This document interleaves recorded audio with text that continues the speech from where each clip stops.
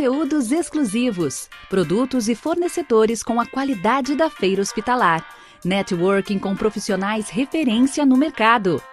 Essa é a Hospitalar Hub, uma plataforma cheia de informações relevantes que fica disponível para você durante o ano inteiro. Queremos conectar toda a nossa comunidade de saúde para que as trocas de conhecimento e experiências sejam cada vez mais completas e frequentes. Sim, na Hospitalar nós não nos limitamos aos 4 dias de evento. Na plataforma, você vai se conectar com empresas, encontrar fornecedores e conhecer nossa vitrine de produtos, além de contar com nossa biblioteca e mais de 250 vídeos de eventos realizados por lá. É um amplo universo de conhecimento com mais de 30 anos de experiência e conexão. Unimos a nossa especialidade de conectar pessoas e negócios com as mais relevantes iniciativas do setor. Os profissionais de saúde podem se manter atualizados, realizar conexões com empresas e encontrar as melhores oportunidades de negócios. Afinal, queremos que você esteja conectado conosco 365 dias do ano. Hospitalar Hub. Combinamos ações digitais para manter nosso público conectado e atualizado.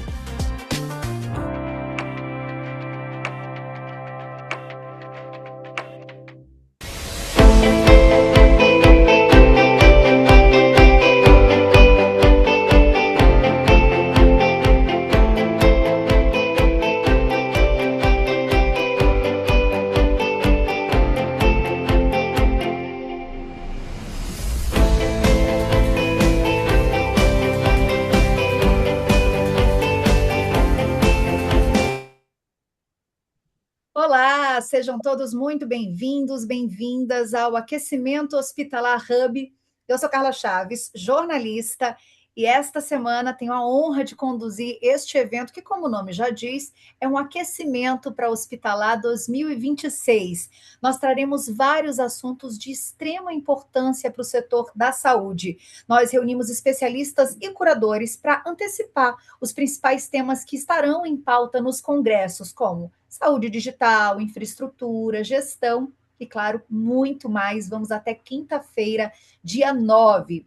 E antes de iniciar, eu quero deixar alguns avisos importantes e eu já começo com uma excelente notícia.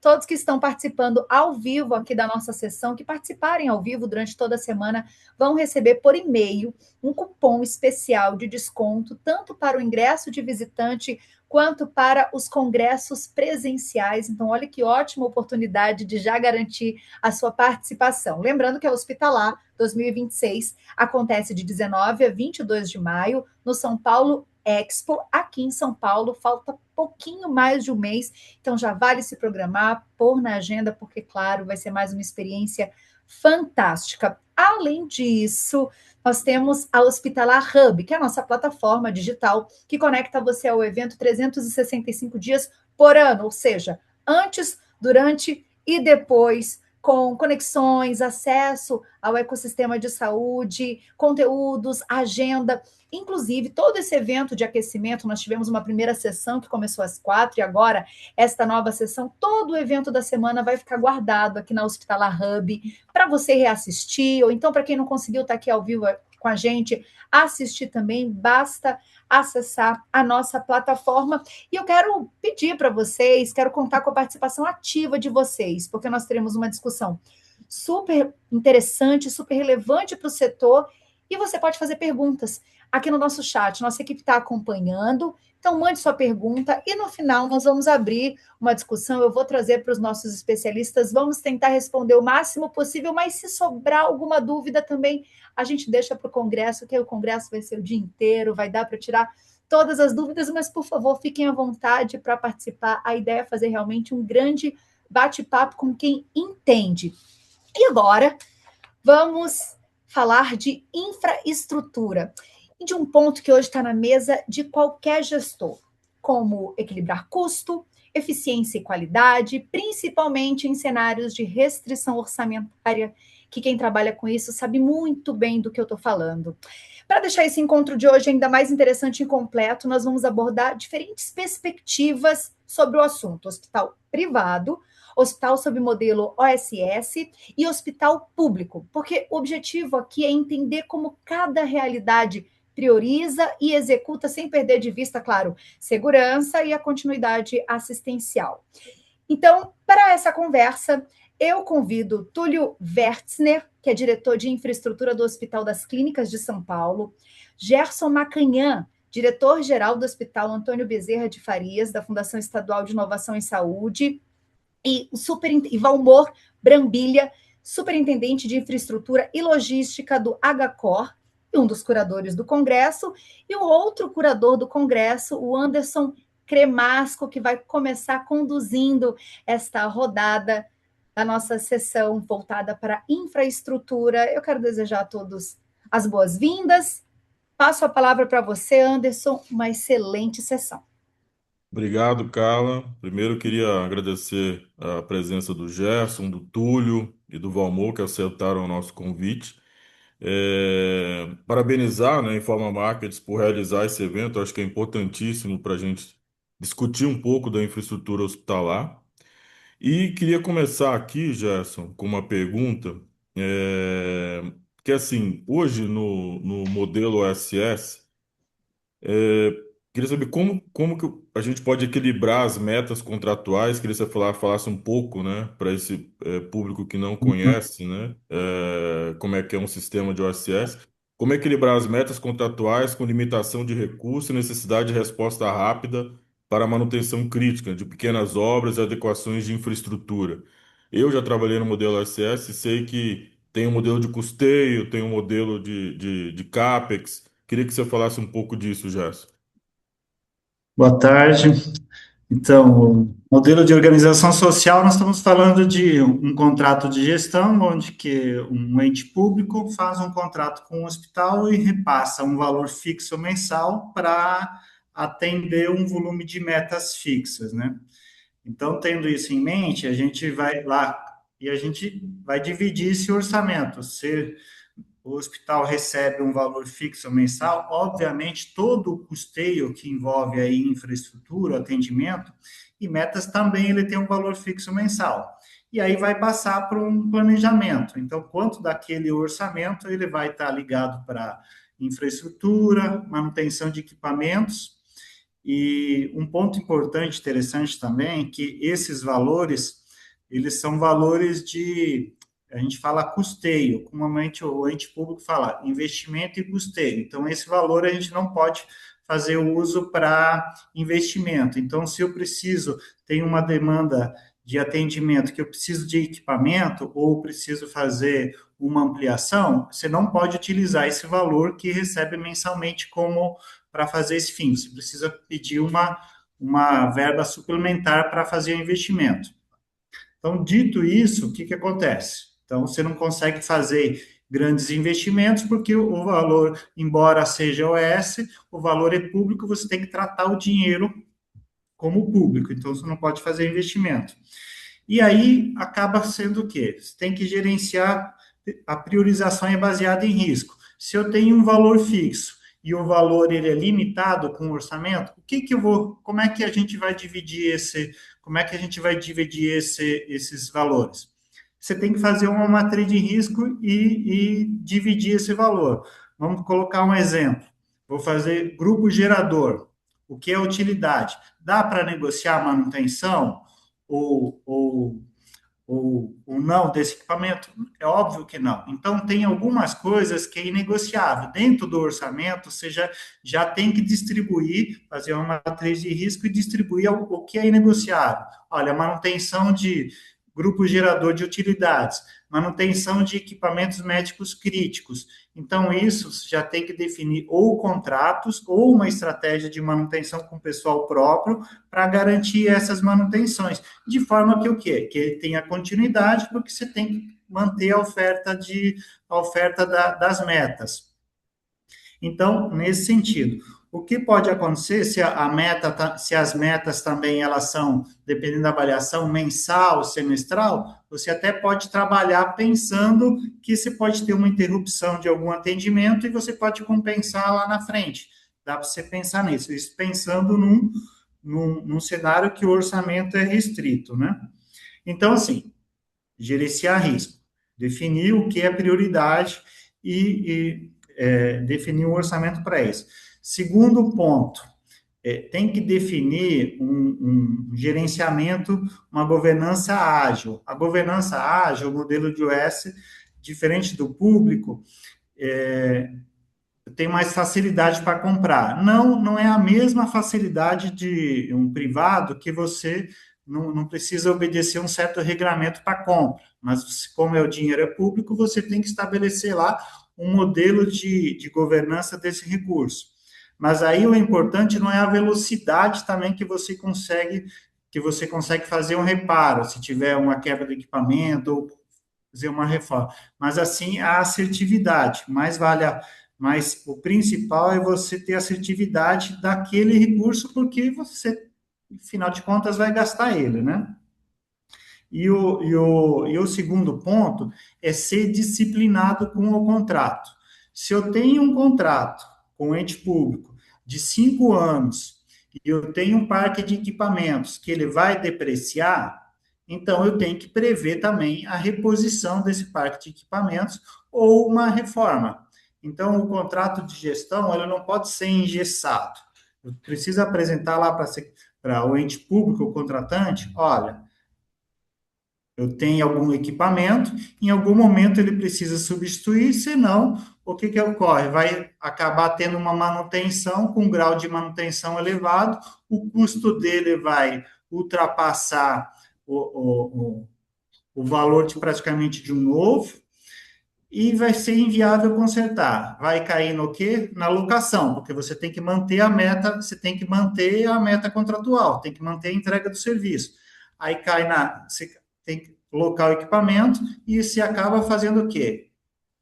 Comendo o orçamento. Então, o seu custeio que era fixo, que o equipamento que você ia receber da Secretaria de Saúde, por o fato de não ter a manutenção ou não ter uma previsibilidade já de investimento e captar esse recurso com a Secretaria de Saúde, você é obrigado a fazer locação de equipamento para manter o atendimento das metas, e isso acaba consumindo o seu custeio e o orçamento que era apertado fica mais apertado ainda. Então, é basicamente esses 3 pontos. Priorizar risco, né? Garantir que tem uma agilidade na hora e uma assertividade na hora do que fazer e quando fazer, e também o contrato não pode ser engessado. Precisa ter essa conversa com a Secretaria de Saúde, se precisar investimento, Secretaria de Saúde, olha, a situação é essa, você precisa me garantir o investimento. Isso não é rápido, geralmente nós estamos falando, o custeio do hospital é rápido, mas o doente público, muitas vezes é de um ano para o outro, então você tem que prever com pelo menos 12 meses de antecedência essa solicitação, ou até mais essa reposição desses equipamentos. Maravilha, Basicamente, Lucas. isso que eu vejo como estratégia. Tá. Eu queria que o Túlio comentasse. Hoje, Túlio, você tem no seu guarda-chuva aí a infraestrutura, acho que quase todos os institutos do HC, que é um dos maiores hospitais da América Latina, né? E é um hospital público, né, da direta, mas também, com certeza, tem metas contratuais que o Tribunal de Contas deve avaliar. E você tem uma série de questões de manutenções críticas, pequenas obras ali, algumas coisas que aparecem. Como que você administra hoje isso no HC? Como é essa a sua realidade? Então, o Hospital das Clínicas, o maior hospital da América Latina, tem 2.600 leitos aí de suporte à população, né? E ele administra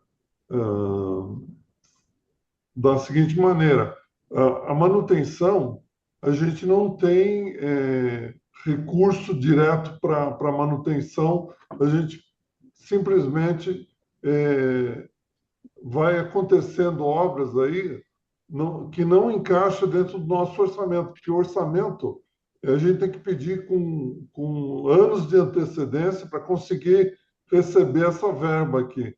Então, quando o serviço não é emergencial, né, a gente consegue prolongar a data de execução, porque a gente faz um orçamento programa coloca as principais obras que a gente tem necessidade e aguarda a liberação de recursos da fazenda e do planejamento para poder executar.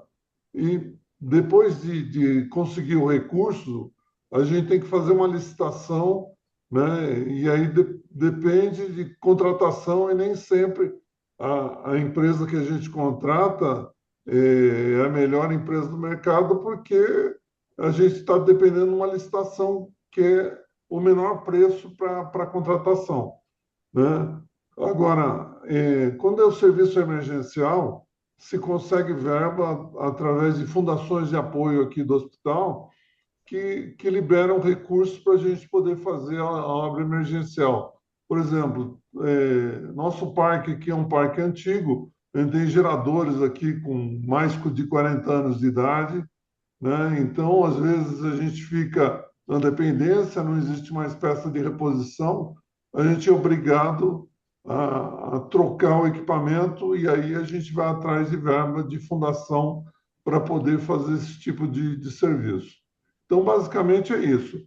O Tribunal de Contas controla todos os passos que a gente dá, tudo que a gente faz é submetido à apreciação do Tribunal de Contas, é, tanto de licitação quanto de acompanhamento de obra, eles fiscalizam a quantidade de funcionários que tem no contrato, eles fiscalizam passo a passo de todos os contratos que a gente tem. Então, é uma fiscalização boa, né, por um lado, mas muito severa para o outro, porque a gente é obrigado a toda hora ficar justificando por que que aconteceu de tal maneira, por que não fez desse jeito, porque saiu. Mas é um termômetro para a gente poder se nortear aqui no Hospital das Clínicas. Maravilha, né? Imagina a complexidade que deve ser tudo isso. Com certeza. É, Obrigado. Valmor, queria perguntar para você agora, olhando do seu ponto de vista aqui de hospital privado, né? Que eu acredito que você tem aqui entre os três uma maior liberdade de contratação e execução, mas mesmo assim a gente sabe que não é simples. Quando no Aguacor, assim, o orçamento aperta, né? Quais os critérios que você usa para definir na prática o que é um investimento inadiável em infraestrutura e o que pode ser reprogramado sem comprometer a segurança, né? Compliance, continuidade da assistência. A gente sabe que sempre a gente começa o orçamento ali com alguns milhões e depois o financeiro vem cortando, vem restringindo. Nunca a gente tem, obviamente, quando a gente está numa posição de gestor de infraestrutura, tudo aquilo que a gente quer investir no hospital. E queria entender como é que você faz essa priorização hoje nessa visão de hospital privado. Fala, Anderson, gente, primeiro assim agradecer aí o convite, né? E fui pego de surpresa, né, Anderson, nas últimas semanas. Prazer estar contigo, Túlio, Gerson, demais. Eu acho que, puta, essa pergunta é de milhões, né? E aí eu até complemento o que o Gerson trouxe, né? Cara, o privado, ele pode até ter um pouco mais de flexibilidade na escolha na qualificação dos fornecedores, que eu acho que a gente qualificar, a gente tem que fazer para todos, né? A gente tem que trabalhar com quem a gente está acostumado e a gente acredita, né? E a gente sabe que vai ter uma entrega efetiva, né, de qualidade, inclusive, né?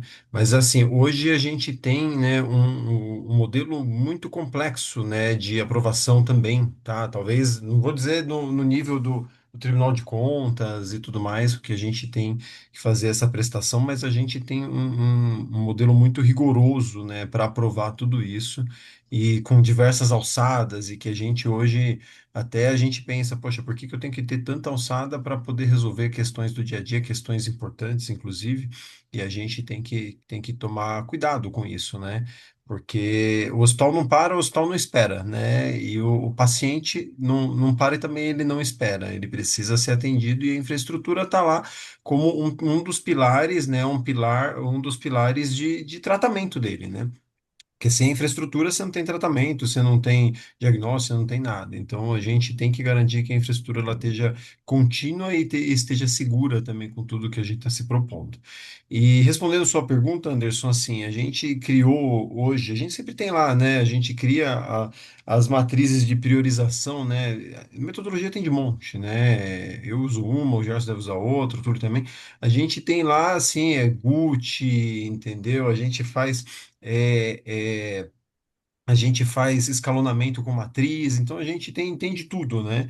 Mas no final do dia, vou dar um exemplo. Hoje no Agacore a gente tem lá entre desejos e necessidades mais de 300 milhões de reais, né? Previstos ali e que a gente entende que são legítimos e que em algum momento isso vai precisar virar mesa, né? Mas a gente tem aqueles que a gente chama de mandatórios.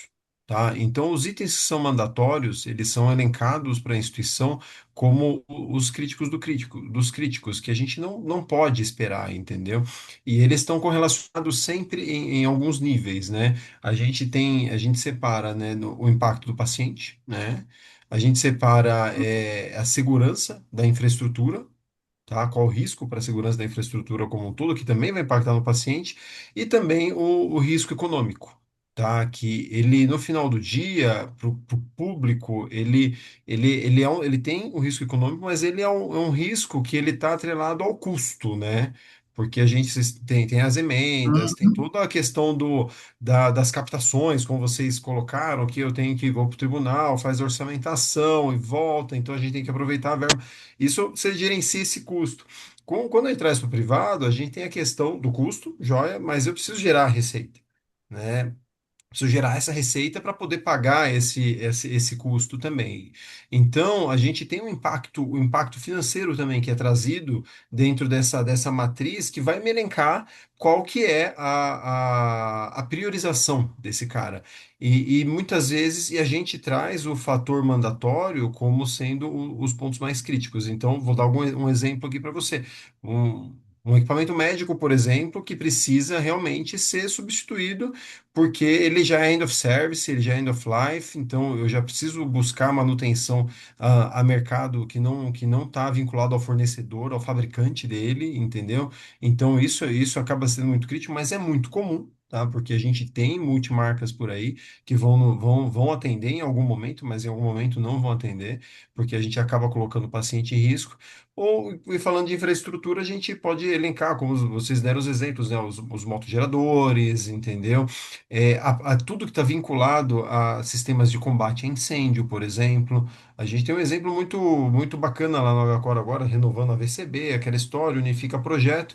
E o que que a gente precisa? A gente entregar nesse momento, né? A gente precisa entregar uma infraestrutura adequada para atender os pré-requisitos do Corpo de Bombeiro. E quando a gente unifica prédios, tudo isso potencializa vezes 10. Então, a gente sabe das dificuldades. Mas a gente criou, sim, essa linha do mandatório que ela vem elencada por todas esses eixos, né, que são o financeiro, o paciente, a saúde da infraestrutura, entendeu? Onde a gente traz dentro dessa matriz de riscos para nos guiar no que realmente a gente precisa se dedicar, no que realmente a gente precisa focar nesse período, tá?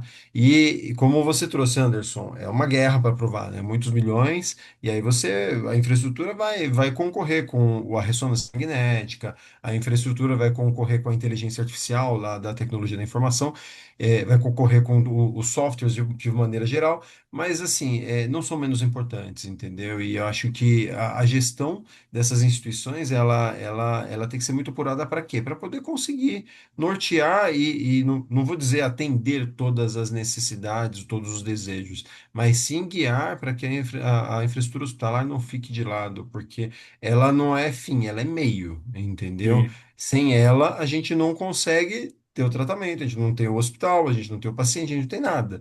Então, a infraestrutura, ela precisa existir, seja ela infraestrutura predial, seja ela uma infraestrutura de tecnologia da informação, mas ela precisa existir, ela precisa estar saudável para poder atender nossos pacientes. E só uma que eu gosto de colocar, que a gente pode abordar isso depois, isso não é problema do Brasil, né? Não é problema de São Paulo, não é problema do público, não é problema do privado, é problema do mundo todo, é problema de todas as instituições de saúde ao redor do mundo, né? Sim. Salvo os cases do NHS, entendeu? Todos aqueles problemas que a gente sabe que a gente tem mundo afora e que a gente sabe que bate na mesma tecla. O problema é sempre o mesmo e por isso a gente está discutindo isso aqui. O tema do nosso congresso vai ser focado em eficiência também, porque a restrição orçamentária existe para todos.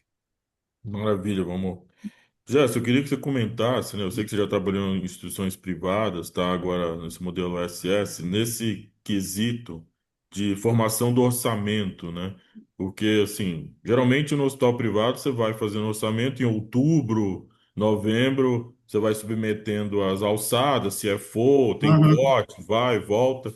Como é que é essa dinâmica no seu caso, numa OSS? Você tem que apresentar isso para a secretaria obviamente, olha-se muito custeio e o investimento. Fala um pouco sobre isso. Uhum. O orçamento, ele, quando apresenta lá na licitação, o ente público colocou uma licitação. Então, você já apresenta, a organização social já apresenta uma proposta. Naquela proposta já tem um desenho de orçamento. Então, quando vai começar a operação, você já tem um desenho lá na cada linha de orçamento.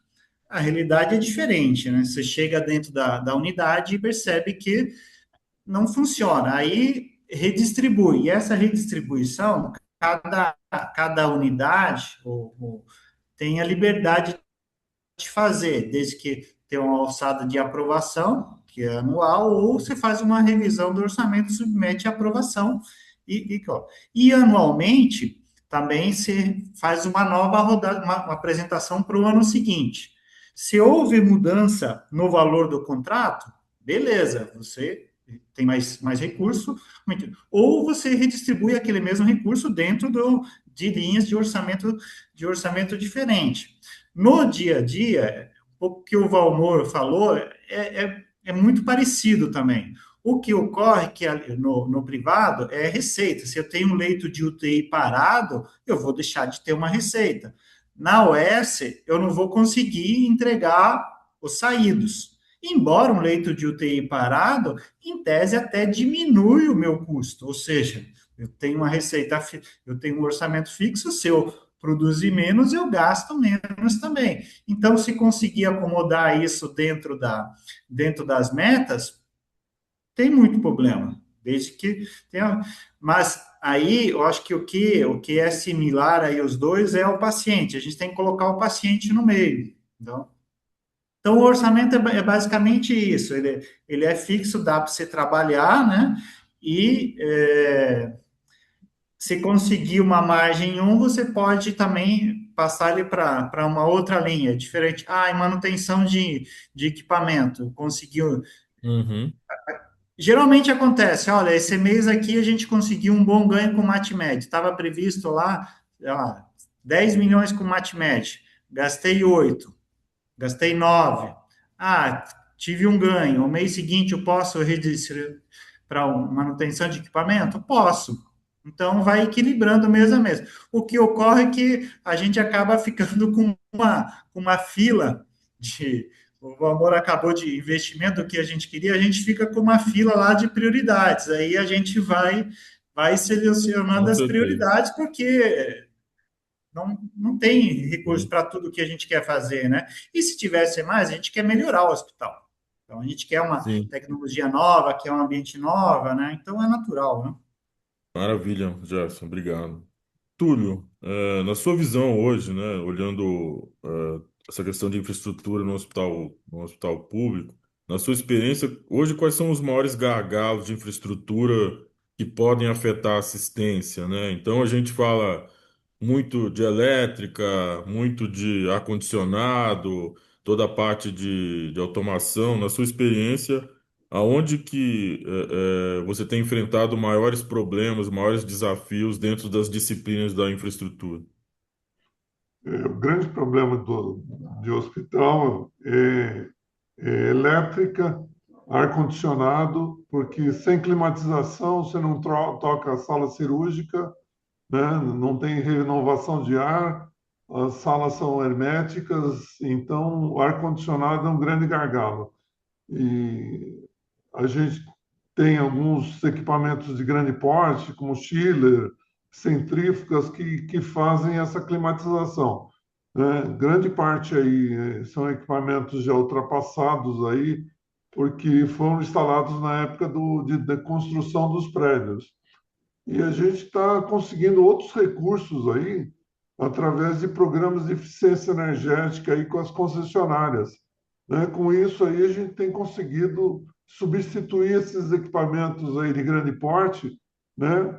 Com um custo praticamente zero, né? Quando se não se tem contrapartida aí no investimento, praticamente eles fornecem o dinheiro e a mão de obra e o equipamento para poder executar a obra. Então, ar-condicionado é um gargalo que a gente está vencendo através dos programas de eficiência energética e agora a gente tem instalado muita placa solar, né, Uhum. visando a redução de custos aí no consumo de energia, né? Essas placas solares aí, apesar de darem uma economia, a gente está tentando ver se a gente consegue é, reverter o custo da energia elétrica que está sendo abatido para a compra de insumos aí do próprio hospital. Porque hoje o valor que a gente recebe para insumo é uma alíquota totalmente independente. Ela não Uhum. faz parte do valor final do custeio. Ela é independente. Se você economizar 1 milhão na conta de energia, esse 1 milhão fica retido para o Tesouro Nacional, não reverte a gente. Então, essa é a grande dificuldade. Nós estamos com um projeto aí de tentar entrar no mercado livre de energia e estamos vendo a hora que conseguir entrar, a gente está prevendo uma economia aí de mais de 1 milhão aí na conta de energia, que esse dinheiro pudesse reverter para o próprio hospital e poder reverter a manutenção do hospital para a gente poder efetuar melhorias que, né, em parte são muito carentes. Os sistemas hidráulicos estão funcionando, todos ativos aí, mas o gargalo é ar-condicionado e elétrica. Perfeito, Túlio. E é engraçado que o ar-condicionado ele é o maior demandador de energia, então uma coisa está Exatamente. O ligada à maior gasto outra, que a né? gente tem é ar-condicionado. Vamos, olhando essa mesma questão que o Túlio respondeu, né, em relação aos gargalos de infraestrutura que afetam a assistência, eu acredito que não é muito diferente no hospital privado, no HCO, né? Queria que você comentasse um pouco. Acho que é bem igual, né, Anderson? Como eu falei ali, né, a dor dos hospitais com relação à infraestrutura não são restritos aqui ao Brasil, não é restrito ao nosso setor público e nem ao setor privado. Essa é uma saída muito boa, tá, Túlio? A gente, inclusive, o HCor submeteu um projeto de eficiência energética com a nossa concessionária de energia elétrica, né, do nosso município recentemente. A gente foi elencado aí agraciado com relação à instalação de a substituição de um dos nossos equipamentos de climatização também. São equipamentos antigos, visando eficiência energética, tá? Então, essa é uma saída importante, mas que não é para todos, né? Então, acho que Sim, o grande problema está aí, né? A gente não consegue, todos os hospitais não conseguem, usar do mesmo artifício, né? Porque não dá para atender todo mundo, né? Eu acho que no final do dia é um pouco disso, né? A gente tem que entender o que consegue fazer para colocar os demais. Mas, assim, a dificuldade, Anderson, é com instalação elétrica e climatização, né? Não tem jeito, né? Se a gente pegar os dados de incêndios aí, que até a BDH tem mapeado, o pessoal do Sprinkler Brasil, entendeu? Sim, eles são inúmeros e eles são Uhum. subnotificados, né? Os princípios de incêndios, eles estão aí todo dia e a gente não sabe o que está acontecendo, entendeu? A gente não notifica. E, assim, a grande maioria dos princípios de incêndio, ele se dá por problemas elétricos. E os problemas elétricos, eles estão dentro do sistema de climatização também. Entendeu? Então, o equipamento de ar-condicionado antigo, ele tem problema elétrico, entendeu? Sistemas de subestação e geração e distribuição de energia são todos equipamentos elétricos que, se não são atualizados, com o tempo eles vão ficar defasados e eles vão começar a Sim, gerar risco para a instituição. Então, assim, não dá para a gente querer ter talvez o melhor sistema de combate a incêndio, sendo que a gente não está olhando para a revisão da infraestrutura, né?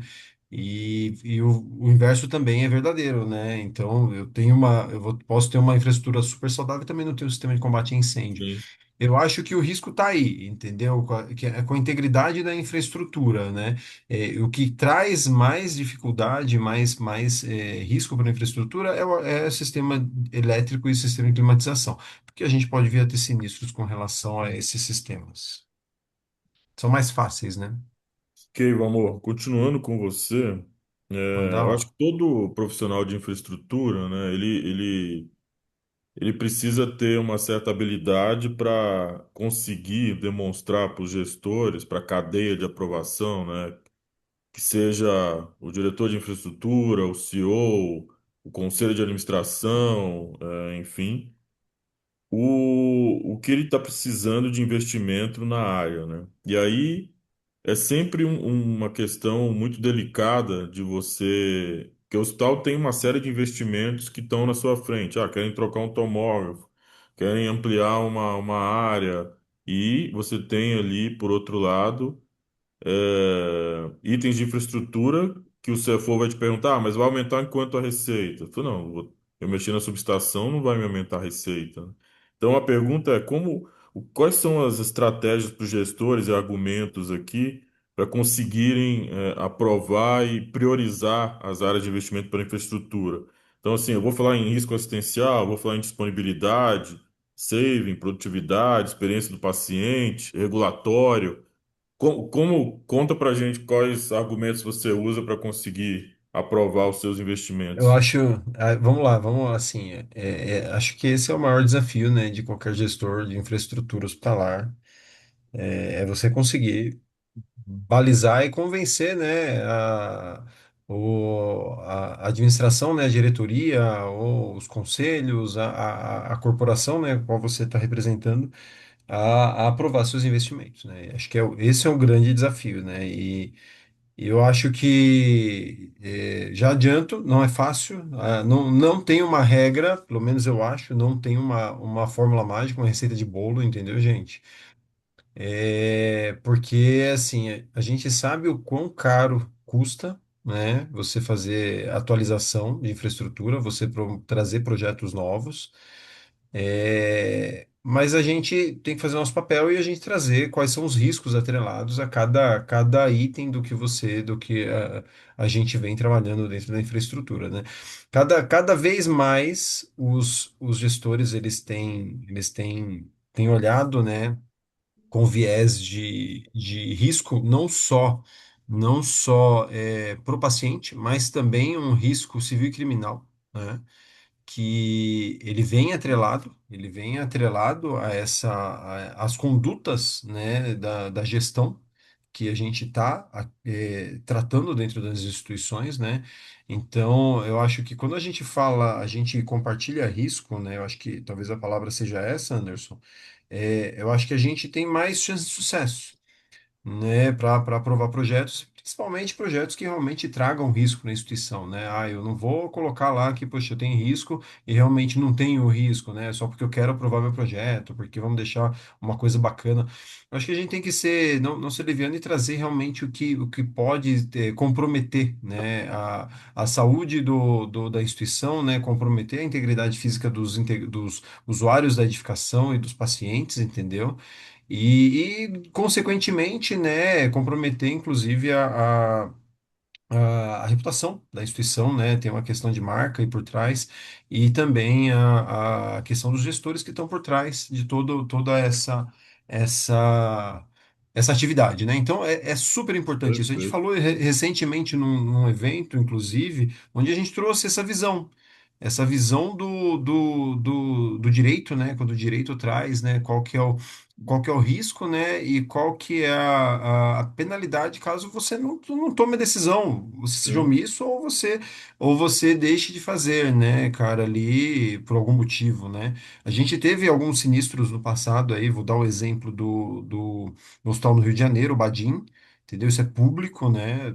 Tiveram doze indiciados ali, né? Dentre eles o engenheiro da Uhum. manutenção, o arquiteto que fez o projeto, o cara que fez o projeto de instalações, o diretor-geral do hospital, o diretor técnico. Então, assim, todo mundo indiciado, gente. Então, eu acho que, assim, o dinheiro é finito, né? Ele é finito e a gente tem que trabalhar ele muito bem. Então, os riscos estão aí.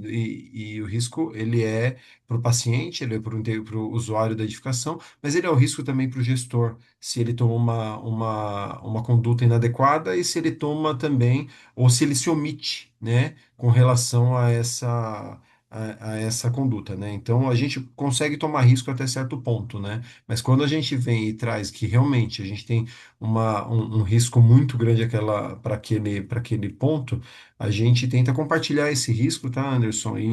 E trazer quais são os impactos para a instituição e para todas essas pessoas aí também. Mas não tem receita de Perfeito. bolo. Eu acho que esse é um caminho, e talvez um caminho de transparência também, né? Uhum. Porque muitas vezes existe a tal da ignorância, né? Que ela é uma bênção, né? Mas nem sempre não é uma bênção. Acho que é importante a gente saber quais são os riscos e deixar todos na mesa para todos ficarem cientes e a gente poder conduzir da melhor maneira. Eu seguiria esse caminho. Entendido. Túlio, você gostaria de complementar e comentar como que você faz essa questão hoje no HC, né? Como que é, você tenta convencer a autogestão em relação aos investimentos? Aí você falou um pouco disso já, queria que você só complementasse um pouco o Valmor aí com a sua visão. Acho que o importante aqui é o risco assistencial que os pacientes estão correndo aí com a falta do equipamento aí, né? Se ele não tiver em pleno funcionamento.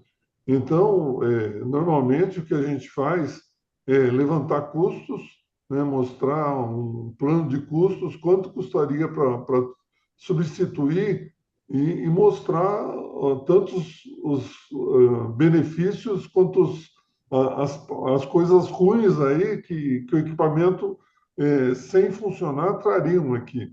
Então, isso a gente tenta convencer a alta direção que o equipamento é essencial ao suporte de vida, né? Que sem ele a gente vai ter óbito, vai ter problemas, vai faltar recursos elétricos, recursos de ar-condicionado, recursos mecânicos, uma bomba de recalque que não funciona, né? A gente não tem recalque, não consegue transportar água, não consegue distribuir, não consegue dar banho nos pacientes, não consegue fazer asepsia em lugar nenhum. Então, é a visão do que acontece e como resolver com sabedoria. Essa eu acho que é o principal caminho aí, mostrar a necessidade e aonde isso interfere no dia a dia dos pacientes. Maravilha, Túlio. Acho que Só, um risco. só contribuindo aí, Anderson, Fala, Túlio, Gerson. no OS também acho que é a mesma coisa. Quando eu coloco o paciente na frente e você identifica o risco e compartilha o risco, eu acho que é isso que a infraestrutura tem que fazer, é o papel dela. Olha, eu passei numa situação recentemente onde que o hospital tinha dois Chile, um já funcionava a 50% e se continuasse também tinha um risco de parar. A gente apresentou Secretaria de Saúde, precisa fazer um investimento e precisa substituir o Chile, olha o impacto do equipamento parado, UTI, centro cirúrgico, o hospital para Com e certeza. sensibiliza, né? É óbvio que é diferente de você querer um tomógrafo porque quer melhorar a tecnologia, né? Mas quando você coloca o risco assistencial e o paciente no centro, eu acho que as coisas tendem a, de uma forma clara, tendem a andar mais rápido. Agora, nós precisamos Sim. identificar qual é o risco de apresentar, senão a gente fica com Sim. pepino na mão. Ótimo, Can. Aproveitando, queria perguntar para você, Jéssica, quando a gente está em obras, né, retrofits ou expansões dentro do hospital em operação, que é uma coisa bem complexa, né? Quais as práticas que você tem adotado que ajudam a reduzir o risco assistencial, retrabalho, desperdício, até a questão de infecção hospitalar aí, e principalmente o impacto na rotina das equipes e dos pacientes, né? É bem comum mesmo ter que fazer obras ou até grandes obras, né, como um retrofit, né? Primeiro ponto, eu entendo o seguinte: não é um obra em um hospital funcionando, não é um serviço de engenharia, não é é um serviço do hospital. Então tem que ser encarado disso. Não é da A obra não é da infraestrutura, não é da engenharia, é do hospital. Então, se é do hospital, tem que envolver todas as áreas. Habitualmente, o que eu acho que é uma boa prática fazer um comitê, porque as obras, o que a gente tem feito, a obra não é uma única, até pode ser que ela tenha aqui, mas tem uma sequência, se acaba uma, vai no outra, é uma constante, né? Então, acho que uma boa prática, e a gente tem feito isso, um comitê de obras ou uma comissão de obras. E lá, então, se reúne no mínimo mensalmente, para planejar as obras, e aí tem a infraestrutura está lá, tem o SESMIT está lá, a CCIH está lá, a área envolvida, se a obra for no centro cirúrgico, o centro cirúrgico está lá, então a engenharia apresenta qual é a obra, qual é o serviço, e faz o planejamento junto. Dividir por etapas, porque não vai ser possível fazer tudo, porque o hospital tem que continuar funcionando. Então, vai ter que segmentar, fazer essa segmentação junto. Ok, planejou, todo mundo está sabendo? Acompanhamento, tem que ter o acompanhamento, ou diário, ou semanal, falando assim, o que foi planejado está acontecendo, e também prever intercorrência, que elas vão acontecer. Aconteceu, o que nós vamos fazer? Já tem que ter planejado algo que sustente ou que dê sustentação para continuar trabalhando.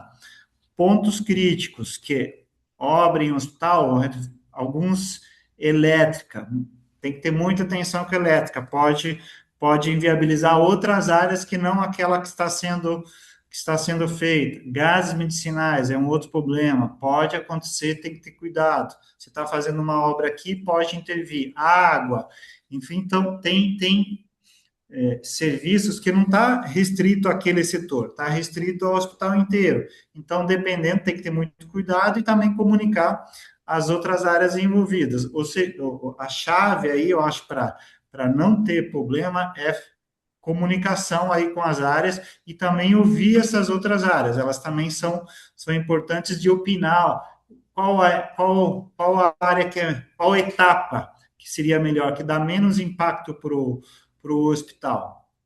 E também entender para Maravilha. aquele área, tem alguns detalhes, talvez a própria área, o SESM, o CCH, eles ajudam a definir qual a melhor estratégia para fazer a intervenção, né? E Perfeito, aí, Can. só falando em orçamento, como no modelo de US, só trazendo um pouco para orçamento também, dependendo do porte da obra, aí eu estou falando já do modelo de contratação, de próprio ou contratação de um serviço, né? Organização social são filantrópicos. Pequenas obras, minha vivência. Vale mais a pena você ter uma equipe própria que faça essas obras continuamente. Obras grandes, aí vai contratar um serviço. Contratou, tem que trazer também quem vai executar para junto de você também. Se é um serviço terceiro, esse terceiro também tem que participar do planejamento, etapa por etapa, com antecedência, senão não dá certo. Maravilha. Queria que você comentasse um pouco, vamos, a sua realidade de hospital privado. Eu sei que o HCO está passando aí, na sua gestão, por uma série de obras, uma série de atualizações. Quais são as suas estratégias para não impactar, ó, tanto as equipes e os pacientes?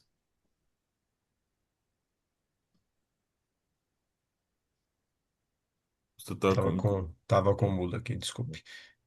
Acho que obra e hospital é tudo isso que um pouco mais do que o Gerson trouxe, né, gente? A gente tá trocar a roda do avião, a asa do avião ou a roda do carro com ele andando e um pouco mais, e com o carro cheio, entendeu? E vamos em frente, né? Não tem muito o que fazer. Acho que o impacto ele sempre vai existir, né, Anderson? A gente tem vários tipos de impacto que podem acontecer, né? E a gente tenta mitigar, né? Tenta, porque realmente é muito difícil, ao máximo, né? As questões, principalmente com as questões com controle de infecção, né? Porque as obras, elas geram muita poeira, a gente faz obra dentro das unidades com elas em funcionamento, então a gente tem que cada vez mais ser especialistas no planejamento disso tudo, né? A gente tem que todo dia planejar cada vez mais para que a gente tenha o menor impacto possível no nosso paciente.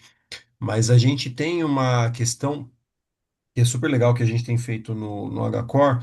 A gente implantou uma área de gestão de riscos para a instituição, que ela não está focada, ligado diretamente com a governança da instituição. Então, a gente não está falando de riscos empresariais, né? Que no final do dia eles acabam se interligando, né? Mas a gente está falando de riscos de infraestrutura. Então, hoje, isso muito atrelado com gestão de mudança, quando eu preciso fazer uma gestão, uma mudança, né, a gente sempre faz análises de impacto, tá? Isso vem muito dos critérios de Joint Commission, então a gente usa muito, né, os critérios que eles têm lá, que eu tenho que avaliar sempre, mas a gente ampliou um pouco esse leque, trouxe o conceito de análises de impacto. Só que hoje a gente usa análise de impacto para tudo. Se eu for atualizar o sistema de gestão hospitalar, o seu MV, o seu TASI, eu faço uma análise de impacto. Entendeu? Se eu for fazer a manutenção da ressonância magnética, que eu vou ficar lá 2 dias com ela parado, porque eu tenho que fazer a manutenção preventiva, eu faço uma análise de impacto, entendeu? Porque qual vai ser o meu impacto na minha agenda, qual vai ser o impacto naqueles pacientes que estavam agendados e assim por diante, entendeu? E isso nasceu com as obras. Então a gente faz análise de impacto para as obras. Então, para eu avaliar qual que é o impacto que eu vou ter, de forma geral, né? Seja ele para o Perfeito. meu paciente, como eu dei o exemplo ali da contaminação, seja por conta do ruído que vai ser gerado para ele e para o vizinho que está ali do lado. Lembrando que o Água ele está situado numa das regiões mais adensadas de São Paulo, entendeu? No eixo ali da Avenida Paulista, então é uma loucura. A gente tem uma usina de geração de energia com 6 geradores, que ela está a 2 metros de uma janela de um edifício residencial. Então a gente tem que fazer uma super, ultra, Uhum. mega caixa acústica para absorver o ruído desses equipamentos. Então, assim, essa análise de impacto ela roda tudo isso e a gente traz todos os envolvidos para a mesa, entendeu? Desde a equipe assistencial, a equipe médica, até assim o time de manutenção, o time de higiene, todo mundo muito, muito envolvido. Para quê? Para que a gente realmente tenha todas as cartas na mesa e essa análise de impacto ela nos traga frutos, né? Que a gente possa colher frutos dela e a gente tenha uma sequência de operação desta obra, dessa intervenção muito fluida, com segurança e com o menor impacto possível, porque, volto a dizer, né? É muito difícil a gente sair ileso disso, né? Porque realmente a gente fazer obra, fazer operações de manutenção mais complexas dentro de uma instituição hospitalar é muito, muito difícil e a gente vem conseguindo resultados muito importantes, tá, Anderson? Então, acho que esse é um exemplo. E só para complementar, planejamento de rollout e rollback também, né? Que é aquilo, né? Se você tem um planejamento para você executar, eu acho que é importante você ter um planejamento para desfazer o que você fez e voltar ao que era. Porque às vezes você pode ter Perfeito. um percalço aí no caminho e de repente você tem que voltar a uma condição que era talvez a condição que não era mais segura, mas você estava buscando, mas porque você teve um problema no caminho desse processo. Isso aconteceu algumas vezes conosco no projeto que a gente tocou agora, que foi do sistema elétrico de potência, e a gente viu que realmente esse tipo de projeto, esse tipo de operação, né, e processo, a gente consegue obter resultados bem importantes e trazer segurança para a operação da instituição.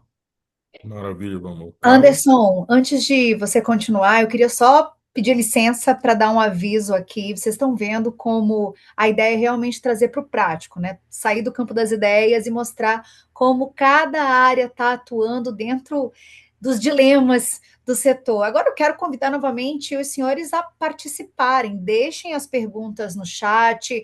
Pode ser de qualquer assunto abordado durante toda essa sessão, porque já já a gente vai começar a responder, então não percam essa oportunidade, é um aquecimento, mas aqui você tem essa oportunidade de fazer a pergunta direto para o participante. Então, por favor, conto com a participação de vocês. Anderson, devolvo a palavra. Obrigado, Carla. Importantíssima a pergunta do público aí para a gente conseguir fazer um evento que atinja realmente o nosso objetivo. Túlio, a gente sabe, né, na medicina se fala muito em prevenção, ela é muitas vezes mais eficiente, mais barata do que a gente não realizar essa prevenção e ter depois algum incidente, né, na nossa saúde, quando a gente fala do nosso corpo humano. Eu acho que no hospital, olhando a infraestrutura, não é diferente, né? Queria que você falasse um pouco como que é a gestão da manutenção hoje dentro do HC, porque se a gente tem uma manutenção ali preventiva adequada, ou a gente retarda ou elimina muito, né, aquelas questões, aqueles problemas de manutenção corretiva, as paradas inesperadas. Queria que você falasse um pouco da gestão de manutenção hoje dentro do HC, né, olhando energia, gás, climatização, parte toda, de utilidades, né? Qual é a equipe que você tem, como é que é o modelo de contrato, enfim, dá um panorama geral dessa gestão de manutenção para a gente, tudo. É, nós temos aqui no hospital um contrato de manutenção com uma firma terceirizada que coloca aqui 350 funcionários de manutenção em todas as áreas, elétrica, hidráulica, mecânica, marcenaria, serralheria, pintura, que faz a gestão de todo o espaço aqui. Nós temos 600 mil metros quadrados de área construída aqui no hospital, né? 300 funcionários aí praticamente é muito pouco para é até um pleonasmo vou falar muito pouco, mas é muito pouco, né, para o tamanho de área aqui que nós temos aqui, né? Então, o que acontece? Os funcionários HC mesmo, que se mantiveram até hoje, né, nós temos mais ou menos uns 100 funcionários aí da velha guarda, aí, com gente com mais de 60 anos já de idade, aí, que continua aí na ativa, né, trabalhando. E como a gente não tem mais possibilidade de contratação de novos funcionários via Tesouro, a única saída foi terceirizar todos esses serviços. A gente fez vários contratos de manutenção. Esse aqui acho que é o quinto contrato de manutenção que a gente já fez, e esse que conseguiu se adaptar melhor aqui à nossa realidade aí, né? Nós conseguimos fazer um centro de gerenciamento que olha o prédio, como é a subestação, como é o abastecimento de água, como que tá as câmeras frias, né? Tudo através de um quadro sinótico a gente consegue visualizar, e isso foi embutido dentro desse contrato atual. Apesar de não pegar todos os prédios, pegar só os dois prédios principais, que é o ENCOR e o Instituto Central, desculpa, é um contrato que se moldou à nossa realidade, né? Nós estamos agora em fase de transição. Em julho, agora termina o contrato com essa empresa e a gente vai ter que refazer um outro contrato. Nós temos 10 institutos aqui dentro. Nós reunimos os engenheiros, porque cada instituto tem um grupo de engenharia que toma conta do seu prédio, né? Eu reuni todas as expertises de todos os prédios para a gente elaborar um novo memorial descritivo para poder soltar um edital de manutenção para substituir ou não substituir, manter a empresa que está hoje prestando serviço para a gente, né? E é assim, ó, a gente faz programações diárias, tem programações de manutenções preventivas, né? E abertura de ordem de serviço. Nós temos um sistema informatizado que é o EFOR, que a gente consegue abrir uma ordem de serviço, né? Cada funcionário do hospital tem acesso ao sistema e abre uma ordem de serviço para terceirizada para arrumar o que está errado aí, qual é o problema. É uma coisa simples como uma troca de lâmpada, até uma manutenção mais aprimorada aí numa câmara fria, trocar motor. Então, tudo isso eles têm feito aí, né? Eu, e assim, as preventivas hoje são menores do que as corretivas, né? Por quê?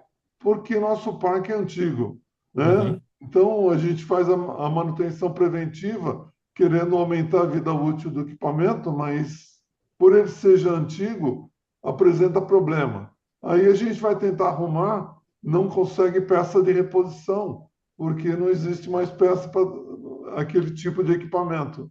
Ou a gente fabrica, ou a gente tenta adaptar alguma outra coisa para fazer a manutenção do equipamento.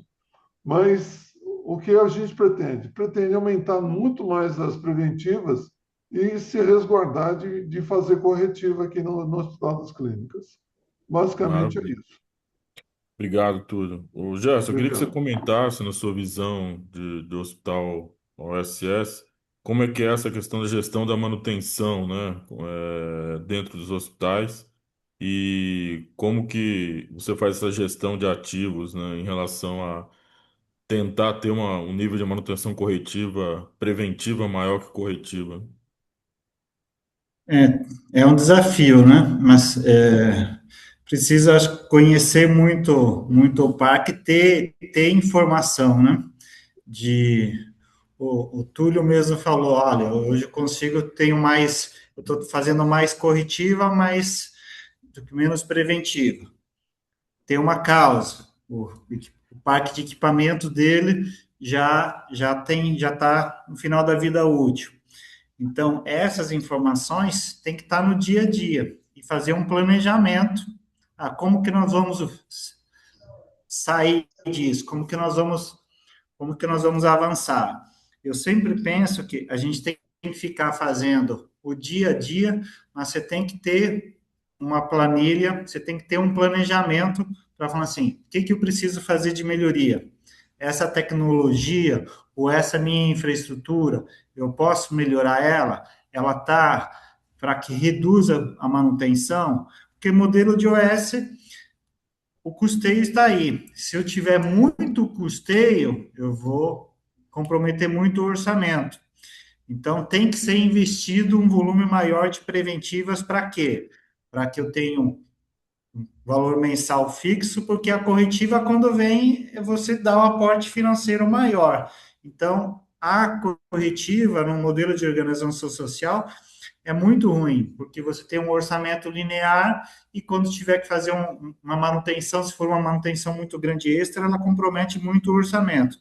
Então, em geral, fazer contratos que já contemplam peças, que você já tem um orçamento fixo para aquilo, que você não vai ter esse comprometimento, e planejar assim, ó, quanto tempo se eu preciso fazer alguma substituição de algum equipamento, ou uma análise de substituição de tecnologia ou melhorar aquela infraestrutura, porque eu estou vendo que daqui a alguns anos eu vou ter que gastar muito com aquela infraestrutura. Então, já pensar como que nós vamos fazer, como que vai fazer isso. É planejamento e acompanhamento. Maravilha, Macanha. Eu acho que são realidades bem diferentes, mas nesse caso acabam se É afunilando, muito né, para similar. a mesma É, situação. é, Exatamente. Queria mudar um pouco o tema agora, a gente falar de sustentabilidade e ESG. Mas antes, a Carla, tem alguma pergunta, Carla? Tenho sim. É, eu queria saber, na verdade, dos três, ainda mantendo essa linha prática, tem algum ponto que os senhores perceberam ou percebem que as pessoas acabam perdendo muito dinheiro dentro da infraestrutura sem perceber? Aquele lugarzinho que está fora de onde deveria estar, que não é um ponto grande de atenção, mas acaba sendo um ralo para dinheiro? Tem algum ponto que os senhores destacam dentro da infraestrutura? Eu diria que um ponto é treinamento de equipe, é abuso de uso. Isso, o abuso de uso é uma equipe um equipamento, uma infraestrutura que a equipe não sabe fazer uso, muitas vezes acaba gerando uma manutenção desnecessária e a infraestrutura está em perfeito estado, o equipamento está em perfeito estado, mas ela teve que passar por alguma manutenção em razão do abuso de uso. Eu acho que aí está uma oportunidade de ganho, ou de não É, gastar, né? Quer eu Valmor, comentar tenho a também? Túlio? política de reunir todos os gestores sempre e conversar sobre os casos que saem fora do trilho. Por exemplo, quando se percebe que se fez alguma coisa errada, vamos conversar, vamos discutir, vamos tentar melhorar um processo existente. Vamos criar uma rotina que evite acontecer o que saiu do trilho, aquilo que deu errado.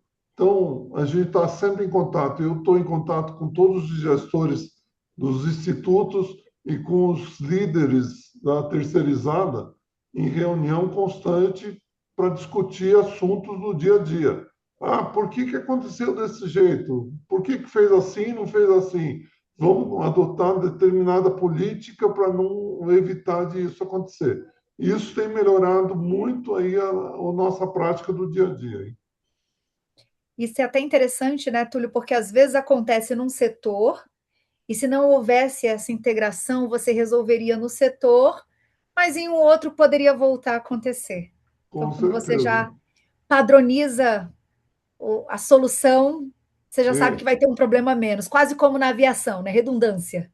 exatamente. O erro tem que ser mostrado para todo mundo, né? Todo mundo tem que ter ciência por que aconteceu errado e como fazer a coisa certa. Então, essa é a intenção de reunir todo mundo e poder mostrar o que se fez de errado e como fazer o certo. Perfeito. Valmor, vi você olhando para cima, pensando. Acho que estou pensando aqui, né? Porque o Túlio e o Gerson trouxeram pontos importantes, né?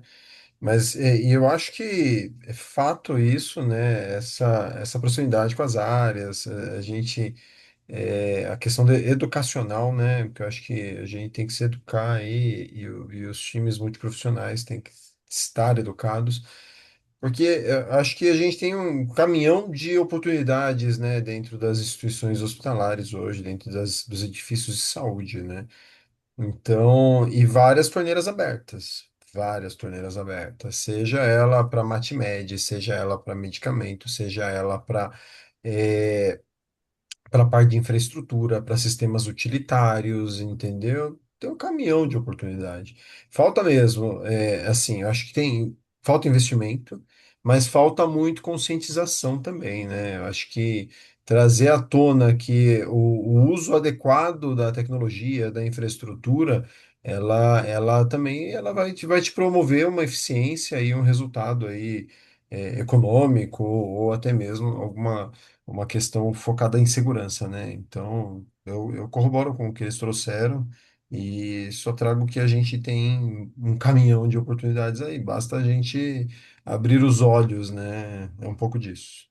Anderson, posso É, fazer mais uma? Claro. Pode falar, Gerson, pode falar. é o que a engenharia e a infraestrutura não pode ficar longe da assistência. Ela tem que ser uma coisa só, tem que ter uma conversa, né? E tem que conseguir conversar, né? E só Tá, para complementar, tá só um pouquinho, claro. Carla, por gentileza. É importante você trazer isso, Gerson, porque Eu falei há pouco que a infraestrutura ela tem que fazer parte do processo terapêutico, né, dos É, pacientes, né? Mas a uhum, gente não enxerga dessa forma, né? A gestão não, hospitalar não enxerga, o médico assistencial não enxerga dessa forma, mas uhum, eles querem que uhum, esteja tudo disponível, uhum, entendeu? E é, cada vez mais, se a gente conseguir trazer a área de infraestrutura a patamares e a pilares mais estratégicos dentro das instituições de saúde, a gente vai ter resultados melhores. Porque a gente tem que tratar a infraestrutura como uma área estratégica, entendeu? uhum. Não só a gestão da manutenção, que o cara que aquela turma que fica lá no estacionamento. Não, ali tem uma inteligência voltada para que a gente consiga trazer resultados importantes para a instituição e gerar eficiência aí de uma forma geral. Isso já aconteceu com a TI, né, Valmor? A TI, uma vez Já, ela estava já. lá, era para o sistema funcionar, para o É computador isso, é o funcionar. helpdesk, né? Hoje ela é a estratégia da empresa, a informação, né? É um outro nível, né? A infraestrutura, eu acho que ainda não chegou lá. Isso aí. Carro. E tem algo, por exemplo, o Túlio usou esse exemplo de toda vez que acontece algo no setor, existe uma reunião para entender e padronizar um procedimento. Tem algo que os senhores, alguma atitude que os senhores tomaram, tem como exemplo, dentro da realidade dos senhores, que vocês viram alguma mudança, mesmo que seja pequena? Porque a gente está aqui falando que às vezes se olha muito para o macro e é no micro que faz a diferença. Nesse caso, teve algo, alguma medida prática que os senhores tomaram de uns tempos para cá e que vocês já percebem alguma mudança, que pode ser de exemplo para quem está acompanhando a gente também? Não vim com pergunta fácil. Sei lá, eu Várias acho que isso. vezes, Vai lá, Tulio, coloca aí. Porque é, isso é todo dia, né, Tulio? várias vezes, né, a gente tem notado grande diferença aí em função do que acontece aí na manutenção, porque o intuito de fazer esse tipo de conversa, discussão, é melhorar o sistema atual. E se a gente melhora, a gente melhora o terceirizado, que melhora o serviço que presta para a gente. Então, toda a intenção do mundo é tentar melhorar esse sistema. Quanto mais dá certo esse sistema, né, mais tranquilo a gente fica com a manutenção. Porque antigamente me ligavam de sábado, domingo, madrugada, para resolver problema, e hoje isso diminuiu e muito, né? Hoje em dia, uma vez ou outra me ligam aí de final de semana, mas não com tanta insistência como era antigamente. Então, isso significa que isso trouxe resultado, isso trouxe benefício para a instituição. Uma coisa que o Gerson comentou, né? Essa questão que ele falou do uso, né? Das pessoas saberem usar. Uma vez no hospital, a gente tinha muito problema, a engenharia clínica reclamava muito de o que a gente chamou de mau uso, né? O nosso cliente, seja enfermagem ou médico, usava o equipamento de forma inadequada, inapropriada e quebrava o equipamento, ou batia com o equipamento, enfim. E aí eu propus para o engenheiro, para o gerente de engenharia clínica, falei, perfeito, monta um relatório para mim então de quais são os custos e os eventos que a gente tem de mau uso de equipamentos dentro do hospital. E trimestralmente a gente rodava esse relatório. Causou uma confusão tremenda, né? Porque como que você põe um raio-x novo no hospital e daqui a pouco você olha e ele tá com a carenagem quebrada porque bateram na parede, bateram numa quina ou ótica caiu no chão, nem usou, já quebrou e esterilizaram uma ótica de um processo que não poderia, enfim, e isso depois ia gerar, e esse custo a gente alocava no centro de custo da área que deu a perda, né? Então, é um exemplo que eu acho que é interessante.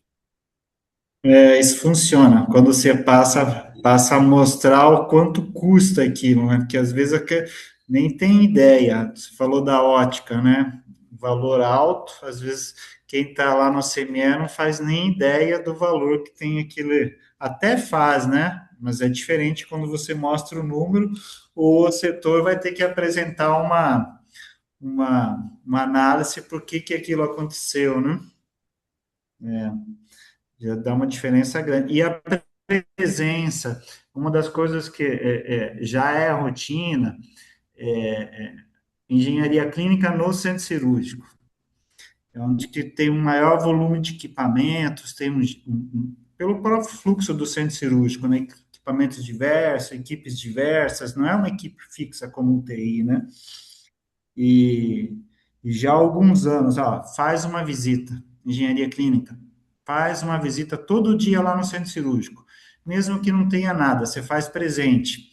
E as dúvidas acabam aparecendo, porque muitas vezes não vai abrir uma OS, mas ele tem dúvida de usar, ou está usando de uma forma inadequada e nem percebeu. Então, alguém da engenharia clínica lá já vê, já orienta. Acho que a presença no setor foi uma das coisas assim que ajudou muito e diminuiu, porque o tempo que ele vai lá no centro cirúrgico é o tempo que ele deixa de atender uma ordem de serviço que acabava abrindo do mesmo jeito. Ele ia lá do mesmo jeito porque ia abrir o S. Assim, ele já vai lá na rotina, né, e já acaba conversando com a equipe e se vê alguma coisa já orienta. E eu acho que também uma prática aí que para mim funcionou bastante. Perfeito. Vou falar aqui rapidinho, Anderson. Acho que Vai assim, lá. cara, acho que a gente tem muito problema hoje com mão de obra, né? Acho que a mão de obra qualificada talvez o high pay, né, desse momento, porque para a gente ter mão de obra qualificada hoje, e aí isso vale para não só para engenharia, para manutenção, para engenharia clínica, isso vale para todos os setores, né, da infraestrutura hospitalar, né? Você pega hoje aí a parte de serviços de forma geral, né? E para vocês, né, Gerson, Túlio, acho que o problema é um pouco maior, né? Porque vocês têm muito terceirizado, né? Você não pode mais contratar o orgânico que a gente chama ali, né, que é ter o Hum. colaborador próprio, né, que teoricamente você consegue ter uma fidelização maior daquele cara, com turnover mais baixo, com absenteísmo mais baixo, entendeu? E que é diferente quando a gente vai para o setor de serviços aí e contrata um terceiro que às vezes o terceiro, né, ele não está alinhado com a cultura da instituição, entendeu? Então isso faz toda a diferença, né? Aí você tem uma entrega totalmente desalinhada com o que você espera ali na ponta, né? Então acho que esse é o grande desafio, né, para a gente trazer, né,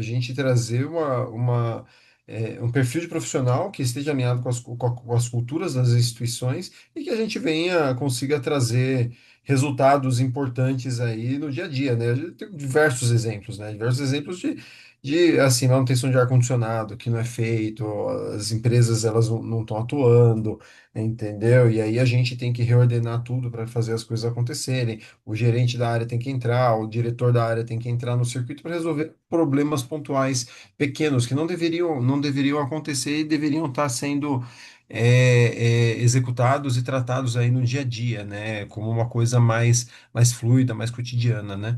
E a gente não vê isso acontecer, né? E eu acho que é muito por conta dessa questão da mão de obra. A mão de obra ela está bem escassa e pouco qualificada hoje. Maravilha. Tem mais alguma, Carla? Não, pode tocar, Anderson. Na verdade, a gente tem pouco mais de 10 minutos, então já estamos quase nos encaminhando para o Sim. final. Acho que vai dar para fazer mais uma e eu já entrego para você para a gente ir para o encerramento. Vamos aqui, para a gente não esquecer esse tema, né? Falar de ESG ou ASG, né? Ultimamente a gente tem colocado abrasileirado, que eu acho que é a forma talvez mais adequada. Quando a gente fala de sustentabilidade e eficiência energética, são temas que disputam verbas, né, com as demandas mais urgentes. Como que você tem feito para priorizar isso dentro do HCO, e transformar isso numa agenda exatamente de custo-efetividade, de previsibilidade de OPEX, resiliência operacional, quando a gente trata esses temas de ESG? Assim, isso aí é gigantesco, né, Anderson? A SG é gigantesco, a gente gosta de falar disso, né? No evento, a gente sempre tem nesse congresso, a gente sempre tem alguns painéis que trazem à tona, né, a questão do ESG, abrasileirado aí, o ASG, A gente, quando a gente traz, né, projetos de eficiência, né, a gente acaba fazendo brilhar os olhos aí, né, da gestão, né, das instituições, porque normalmente tem impacto econômico, né? Então, eu acho que isso é o tipo é o tipo de projeto que a gente consegue aprovar com mais facilidade, né? Porque ele vai trazer um certo benefício ao longo do tempo aí, né? E se bem estruturado, né, a gente consegue ter resultados bem importantes, né? Mas eu acho que eu traria só uma provocação aqui que talvez faça sentido para a gente olhar para esse tipo de projeto, que são os modelos de negócio hoje, né? Acho que a gente só vinha lá no modelo de, cara, assim, eu tenho que investir o dinheiro e eu vou recuperar esse dinheiro numa economia, num período de tempo. Então, assim, e aí a gente vai. Esse é um projeto também que vai brigar com a tomografia, vai brigar com a obra, vai brigar com todo o investimento que é aqueles 300 milhões lá que a gente conversou ali. Então, assim, você começa a ficar limitado. Então, eu acho que, por mais que a gente consiga, né, por mais que brilhe os olhos, a gente tenha mais facilidade para provar, o fácil é sempre difícil, né? Então, acho que a gente tem que se provocar a buscar alternativas, né? As alternativas são os modelos de negócio. Então, hoje, a mercado você pode OPEXar, né? OPEXar algumas linhas, né? Com projetos como esse. Você pode trazer tem os famosos aí BOTs, né? Que são os Build Operation Transfer, onde você consegue, você faz acordos com companhias que implantam a tecnologia para você e você paga isso num aluguel também, né? Mas com uma opção de transferência de ativo ao término dessa concessão, desse projeto. Então, eu acho que a gente tem que trazer inovação. Porque só levar o by the book ali, eu tenho payback de tanto tempo, um retorno desse investimento em tanto tempo, ele já é um pouco do passado, né? Porque ele vai entrar na fila para brigar com os outros investimentos, apesar de ser mais fácil de ser aprovado, porque ele tem um retorno normalmente mais instantâneo, né? Então, eu acho que ficaria com essa provocação aí para a gente ter modelos diferentes para tentar aprovar, porque é difícil igual aos demais, tá, Anderson? Entendido. Túlio, como que é essa questão ESG, né, essa questão de eficiência hoje dentro do hospital público como o HC? Existe espaço para essa discussão? Como que você trata e conduz isso? Sim, a gente tem eixo de sustentabilidade aí, onde eu faço parte do grupo, né? É um estudo aí para melhorias e trazer programas melhores aí para o hospital. A gente já fez vários programas aí. Nós tínhamos lâmpadas fluorescentes no hospital inteiro, conseguimos substituir mais de 30 mil lâmpadas lá por LED. E o problema da lâmpada fluorescente era o descarte, né? Porque por ter gás fluorescente, né, ele contaminava solo. Então você não podia descartar ele em lixo comum. Então tinha que contratar uma empresa de reciclagem para reaproveitar vidro, o gás, a parte metálica, e isso saía caro. Trocando as lâmpadas lá, a gente saiu de um problema gigantesco lá de lâmpada fluorescente para lâmpada LED. Hoje a gente está mexendo com placas coletoras lá, placas solares. A gente já instalou quase 500 placas solares lá em diversos institutos, né, gerando não é muita energia, mas já é alguma coisa, né? Gera praticamente 200 megawatts-hora por ano lá de energia.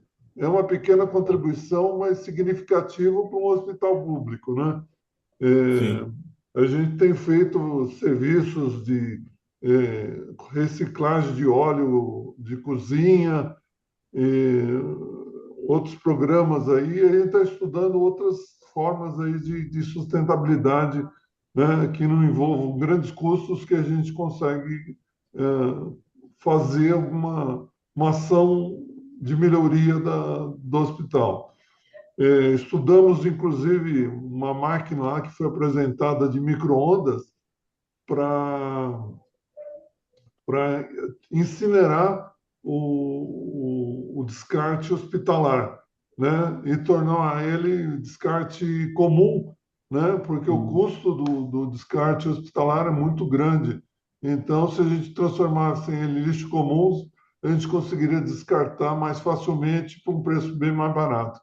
Então, tudo isso é estudos que a gente faz lá e tenta viabilizar a sua execução. Maravilha. Carla? Muito bom. Infelizmente, apesar da conversa estar ótima e de o assunto ainda render muito, a gente precisa encerrar, estamos chegando ao fim, e é bom mostrar o quanto rende para que as pessoas que ainda não garantiram os ingressos para o Congresso já garantam. Lembrando que você que está aqui participando ao vivo com a gente vai receber um cupom de desconto especial, tanto para o ingresso de visitante quanto para o Congresso. O Congresso de Infraestrutura acontece dia 20 e dia 21, mas nos outros dias você também consegue visitar a feira, ver tudo que tem de novidade. Hospitalar 2026, mais uma vez, está incrível. E é importante reforçar, eu vou até daqui a pouco pedir para o Anderson fazer as considerações finais, convidar também, mas é importante reforçar que um congresso como esse é a oportunidade de, para além de ouvir especialistas, fazer networking, conversar, entender, às vezes expor o que você está fazendo e ouvir o que a pessoa que trabalha na mesma área está fazendo, às vezes um complementa o outro, então é sempre uma oportunidade única participar de um evento assim. Eu reforço o convite. Anderson, quer deixar uma palavra final antes da gente encerrar? Eu gostaria de agradecer, né, mais uma vez o Túlio, o Gerson e o Valmor, e fazer aqui um chamamento para os profissionais de infraestrutura para estarem com a gente no dia 20 e 21 de maio. Serão 2 dias aí de intensas trocas. Temas como esses e outros, né, estarão lá com empresas de referência do setor. E o que você falou bem, cara, o network ali, o benchmark vão ser os principais trunfos do nosso evento. Então, espero vocês lá. Muito obrigada pela participação de todos os nossos especialistas. Anderson, que ainda volta com a gente esta semana para discutir um outro assunto. Eu convido vocês também a acompanharem. Amanhã a gente tem mais. A gente tem às 4 horas da tarde o Congresso Internacional de Serviços de Saúde, que traz o tema IA de gente para gente, potencializando o cuidado e a gestão de pessoas. E às 5h30 nós teremos o Congresso de Atenção Domiciliar e Cuidados de Transição com o tema Regulamentação da Atenção Domiciliar no Brasil, Avanços, Riscos e Oportunidades. Lembrando que o Hospitalar 2026 acontece de 19 a 22 de maio no São Paulo Expo, aqui em São Paulo. Como eu disse, todo mundo que está aqui ao vivo tem um cupom especial de desconto que vai receber por e-mail, e para quem quiser também reassistir este conteúdo ou não deu tempo de assistir, a pessoa também vai ter esse conteúdo gravado aqui na nossa Hospitalar Hub. Novamente, muito obrigada a todos que nos acompanharam. Muito obrigada a todos os nossos especialistas, Anderson, Túlio, Valmor, Gerson. Nos encontramos na Hospitalar 2026. E quem nos acompanha, se tiver interesse nos próximos assuntos, amanhã tem mais. Até lá, uma excelente noite.